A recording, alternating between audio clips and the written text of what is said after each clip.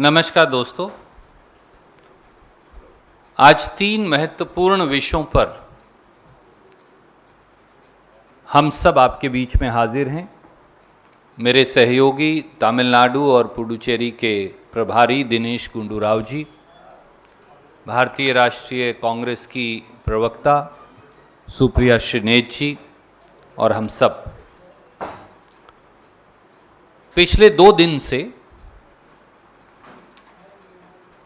Congress party के महासचिवगण और प्रभारीगण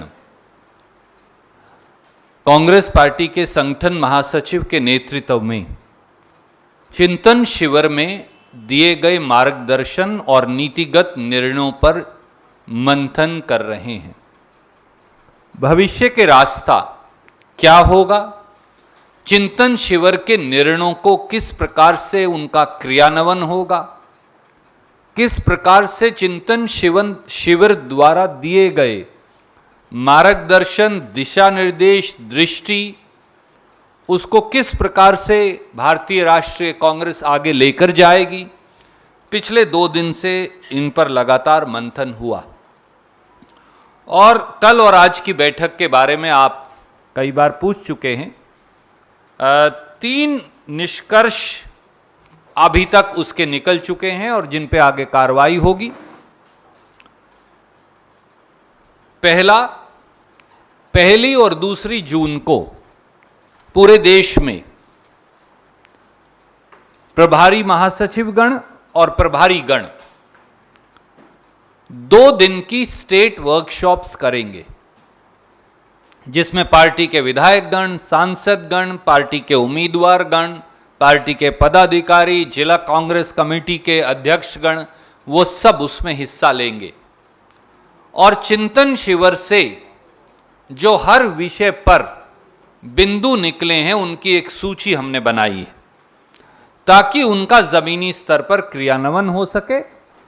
2 दिन का वहां शिविर करके उसके बारे में जरूरी दिशा निर्देश और मार्गदर्शन देंगे। उसके फॉलोअप में 11 जून को जिला कांग्रेस कमेटी इसी प्रकार का 1 दिवसीय शिविर लगाएंगी और जो निर्णय उदयपुर ऐलान के अंदर शामिल हैं उसे जिला स्तर और मंडल स्तर तक, ब्लॉक स्तर तक लागू करने बारे वहां स्पष्ट दिशा निर्देश, समय सीमा और मार्गदर्शन दिया जाएगा। 9 अगस्त से 15 अगस्त के बीच में हर जिला इकाई एक 3 दिवसीय आजादी गौरव यात्रा निकालेगी, जिसमें आजादी की 75वीं वर्षगांठ पर 75 पदयात्री कंपलसरी और हजारों और कांग्रेस के साथी शामिल होंगे। चौथा निर्णय यह है कि युवा कांग्रेस NSUI मिलकर बहुत जल्द एक रोजगार 2 यात्रा का प्रदेश व्यापी प्लान बनाएंगे और उसके बारे में उनसे मंथन होकर, चर्चा होकर उसकी व्यापक रूपरेखा मैं आपको बताऊंगा। Friends, over last 2 days after the conclusion of the Udaipur Navsankalp Chintan Shivir and the Udaipur Declaration, under the guidance of the General Secretary Organization, all the in-charges and General Secretaries of the Indian National Congress have conferred with each other. And post these 2 days of discussions, we've taken 4 concrete follow-up decisions. The first one is that on 1st and 2nd June, there will be a state level Shivir in all the states across India, in which all the highlights, points and the way ahead taken from the Udaipur Declaration will be communicated to the leaders and grassroots workers. These Shivars will be attended by our MPs, our MLAs, our MP and MLA candidates, our district Congress committee presidents, our Pradesh Congress committee office bearers and prominent leaders of the party. Secondly, as a follow-up thereto, on 11th of June, a similar one-day Shivar will be held in on district Congress committee. The whole idea is to carry forward up to the grassroots the various highlights and points on which a way forward has been decided for the party by the Udaipur Navsankalp Chintan Shivar. Thirdly, an Azadi Gaurav Yatra spanning over 3 days shall be undertaken by all district units between 9th to 15th of August, where 75 people in accordance with the 75th anniversary of India's freedom will walk permanently and hundreds and thousands will join them. On 15th of August, the Pradesh Congress committees will organize one major function to commemorate the sacrifices and the lessons of the freedom movement. Fourthly, the Youth Congress and NSUI will undertake the Rozgar Do Yatra. We will be conferring with their leadership and the way forward will be decided at that point of time. Secondly, the second issue that I am here for, and then an extremely important issue Supriya ji will address. Today, the Supreme Court decision has come on release of a convicted for the terrorist murderous attack and assassination of former Prime Minister Shri Rajiv Gandhi. The background is like this. On 9th of September 2018, the then AIA-DMK BJP government in Tamil Nadu recommended release of all 7 persons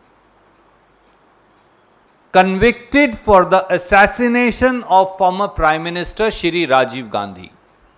The recommendation of the cabinet of the AIA-DMK BJP government was sent to the former BJP leader Shri Banwari Lal Purohit, who is now the governor appointed by Modi government of the state of Tamil Nadu, the then governor. Mr. Banwari Lal Purohit, the then governor, just sat over the recommendation. He did not accept or reject. He instead referred the matter to President of India. The President of India also did not decide. Today Supreme Court said, because the nominee of the BJP government, the governor of Tamil Nadu, did not take a call to accept or reject the recommendation of the then AIA-DMK BJP government for release of terrorists and murderers found guilty up to the Supreme Court of assassination of Shri Rajiv Gandhi. Supreme Court has released one of them. Obviously, all 6 will now be released.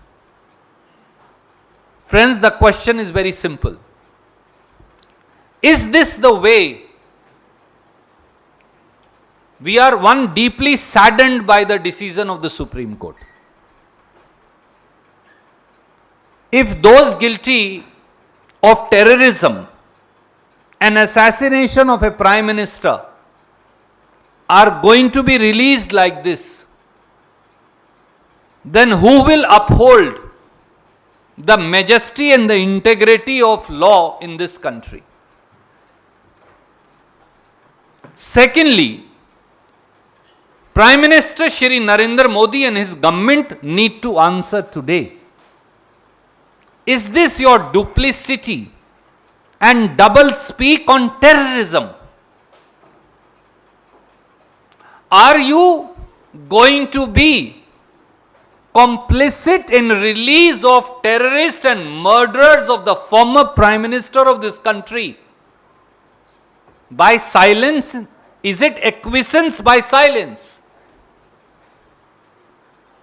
A nominee of Government of India does not take a call to reject such a decision of the Cabinet of the state of Tamil Nadu. He instead refers it to President of India, and the President of India does not decide. So by default, you are permitting terrorists and murderers of late Shri Rajiv Gandhi to be released. Is this nationalism? Is this the duty you owe to this country? Is this the way that you are going to deal with people who are guilty of not a Congress leader, but a former Prime Minister of India? This has exposed the deep-rooted prejudice that pervades in the mind and the psyche of Prime Minister and his government. It's reprehensible and condemnable. साथियों, आज का supreme court का फैसला दुर्भाग्यपूर्ण है और इससे करोड़ों करोड़ों भारतीय उनकी आत्मा आहत हुई है, क्योंकि सुप्रीम कोर्ट ने श्री राजीव गांधी के एक हत्यारे को आज रिहा कर दिया। तथ्य बड़े स्पष्ट हैं और जिम्मेवार सीधी मोदी सरकार है। 9 सितंबर 2018 को तत्कालीन बीजेपी AIADMK गवर्नमेंट ने, कैबिनेट ने उस समय के गवर्नर श्री बनवारी लाल पुरोहित, जो पूर्व बीजेपी नेता हैं और जिन्हें मोदी जी ने तमिलनाडु का गवर्नर लगाया था, उनको यह सिफारिश भेजी कि राजीव गांधी जी की हत्या के 7 हत्यारों को रिहा कर दिया जाए। श्री बनवारी लाल पुरोहित, तत्कालीन गवर्नर तमिलनाडु ने निर्णय लेने से कोई निर्णय नहीं लिया, ना हां में ना ना में। उल्टा अपना पल्ला झाड़ते हुए राष्ट्रपति जी को भेज दिया मामला। राष्ट्रपति जी ने भी कोई निर्णय नहीं लिया। नतीजा यह हुआ कि आज सुप्रीम कोर्ट ने कहा कि क्योंकि श्री बनवारी लाल पुरोहित, जो भाजपा के पूर्व वरिष्ठ नेता हैं, उनकी राष्ट्रीय कार्यकारिणी और शायद महासचिव और उपाध्यक्ष भी रहे हैं, वो गवर्नर तमिलनाडु थे, उन्होंने भी और राष्ट्रपति जी ने कोई निर्णय नहीं लिया। इसलिए इस देरी को देखते हुए और निर्णय ना लेने की भारत सरकार के नॉमिनी गवर्नर और राष्ट्रपति जी के निर्णय को ना निर्णय लेने को कारण को देखते हुए उन्होंने राजीव जी की हत्या के एक हत्यारे को रिहा कर दिया। स्वाभाविक तौर से अब सब हत्यारे रिहा हो जाएंगे। मोदी जी, कांग्रेस और भाजपा छोड़िए, क्या यही आपका राष्ट्रवाद है? क्या यही आपका तौर तरीका है कि कोई निर्णय ही ना लो और आखिर में अदालत उस आधार पर राजीव गांधी जी के हत्यारों को रिहा कर दे? अगर हर वो व्यक्ति जिसको आजीवन कारावास हुआ है उसे छोड़ना है, तो फिर हजारों तो तमिलियंस हैं जो जेलों में बंद है आजीवन कारावास के लिए, उन्हें भी छोड़ दीजिए। और हिंदुस्तान की जेल में जितने आजीवन कारावास के कैदी हैं उनको भी छोड़ दीजिए और कानून और संविधान भी छोड़ दीजिए। आज देश के लिए एक दुखद दिन है। न केवल कांग्रेस के हर साथी में को अथाह दुख और रोष है, पर इस देश के हर व्यक्ति को जो भारत और भारतीयता में विश्वास रखता है, जो उग्रवाद के खिलाफ लड़ने में विश्वास रखता है, जो भारत की संप्रभुता और अखंडता को चुनौती देने वाली हर ताकत को मुंह तोड़ जवाब देना चाहता है, आज उस हर व्यक्ति की आत्मा छलनी हो गई होगी। क्योंकि ये कांग्रेस के नेता का सवाल नहीं, इस देश के प्रधानमंत्री थे श्री राजीव गांधी, जिन्होंने इस देश के लिए कुर्बानी दी थी। राजीव जी ने कांग्रेस नहीं, देश के लिए कुर्बानी दी थी। और अगर उनके हत्यारों को आज की सरकार अपनी छोटी और सस्ती राजनीति के लिए रिहा करवाने में को अदालत को हालात पैदा कर देगी, तो यह अपने आप में अति दुर्भाग्यपूर्ण है, निंदनीय है, और हम इसकी कड़े से कड़े शब्दों में निंदा करते हैं।